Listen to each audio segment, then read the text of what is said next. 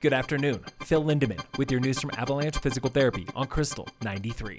I-70 is suffering the mud season slumps. Just over 120,000 vehicles passed through both sides of the Eisenhower Tunnel Friday through Sunday, down 10% from the previous weekend for the lightest weekend traffic since late July, when the Glenwood Canyon closure took a bite out of through traffic. This weekend was also slower than last year, but busier than the same weekend in 2019. A CDOT employee injured in a fatal wreck on I-70 last week is in good condition.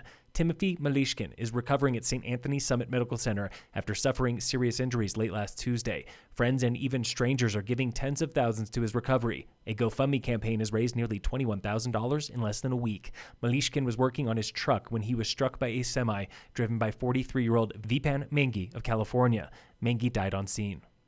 For the second time in 5 years, a pot shop is planned for Keystone, and it is facing fiery backlash from residents like Julie Olson. It's just a down-home neighborhood.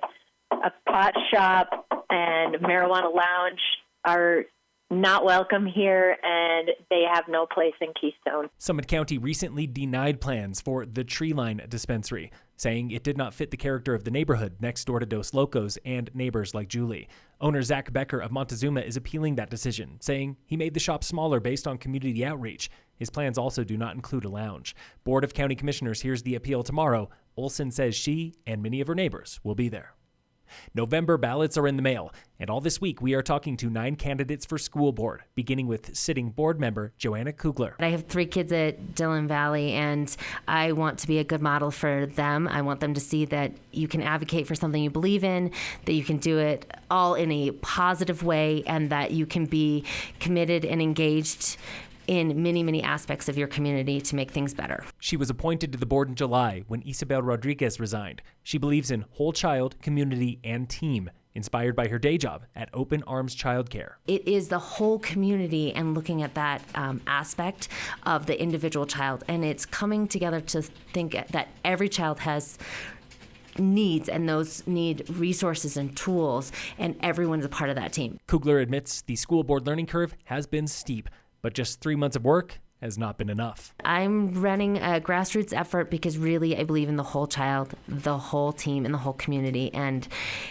I hope that I'm the right fit for this position and I can continue on the work that I'm doing, but I know that I will be involved in this school district regardless. Veteran educator Pat Moser is running with a slate of candidates, 4 for the kids, and she alone brings 35 years experience to the race. I don't know where the breakdown is, but there's a breakdown somewhere, or we wouldn't be having these low scores and the frustration that is out in the community. She is referring to a 5-year downward trend for elementary and middle school testing. Looking at the scores and the downward trend since before COVID should create a sense of urgency. And I don't see that sense of urgency. Moser has experience as a teacher, principal, and staff developer in Texas and says that knowledge is universal. And the scores are not going to turn around overnight. They are absolutely not. I think it's ridiculous to think that they would, but we've got to at least reverse the downward trend. Find our complete interviews with Moser and Kugler on the Krystal 93 YouTube page, and tune in again tomorrow for more with other candidates.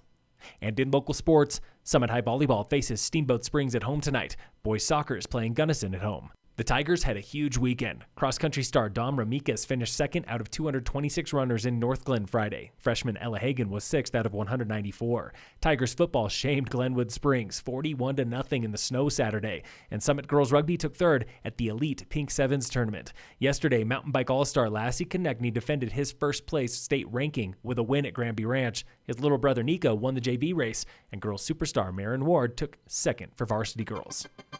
Phil Lindemann with your news from Avalanche Physical Therapy on Krystal 93.